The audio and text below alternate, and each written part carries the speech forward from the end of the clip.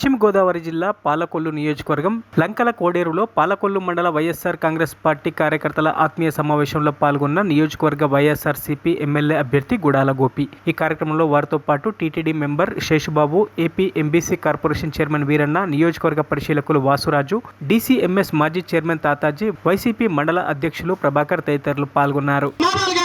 ఈ parliament member గా పోటీ చేయడం జరుగుతూ ఉంది. జగన్మోహన్ రెడ్డి గారు పేద బడుగు బలహీన వర్గాల్ని నమ్ముకోని వ్యక్తి ఇలా ప్రతినిధిగా పెట్టారు. ఆమెకు కూడా మీ అమూల్యమైన ఓట్లు ముద్రనేసి ఏదైతే పార్లమెంట్ పంపించాల్సిన బాధ్యత ఉందనే విషయాన్ని మీ అందరికి కూడా తెలియపరుస్తా ఉన్నా.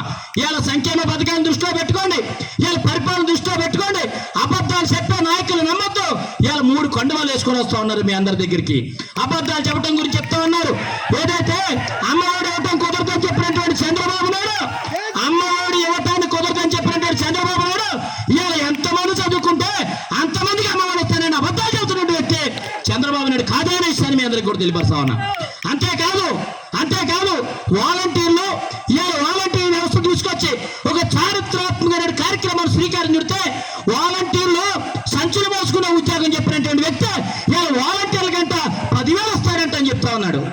పాప ఒక పక్కన పొప్పనాయుడు చెప్తా ఉన్నాడు, రేపొద్దున అధికారం వస్తే మన నాయకులకే ఇవ్వాలి, ఎవరికి కూడా ఇవ్వడానికి కుదరదు, మన వారికి అవకాశాలు కల్పించాలి, లేకపోతే వాళ్ళు తాట చెప్తామని చెప్తా ఉన్నాడు పక్కన పాపం. అంటే సిగ్నల్ ఇచ్చేశాడు, ఇప్పుడు సిగ్నల్ ఇచ్చేశాడు. కాబట్టి ఈ విషయాన్ని మీరు గుర్తుపెట్టుకోండి. జగన్మోహన్ రెడ్డి గారిని గుర్తుపెట్టుకోండి, సంక్షేమ పథకాలను గుర్తుపెట్టుకోండి, పేరు గుర్తును గుర్తుపెట్టుకోండి. అన్న గోపి గారికి ఒక ఓటు వేయండి. అదేవిధంగా ఎంపీ చెప్తున్నటువంటి గుర్ర రమ్మపాల గారికి ఒక ఓటు వేసి ఒక వ్యక్తిని పార్లమెంట్ పంపిస్తే బలహీన వర్గాలు, పేద వర్గాల మీద పార్లమెంట్లో యుద్ధం చేయడానికి ఆస్కారం కుదురుద్ది.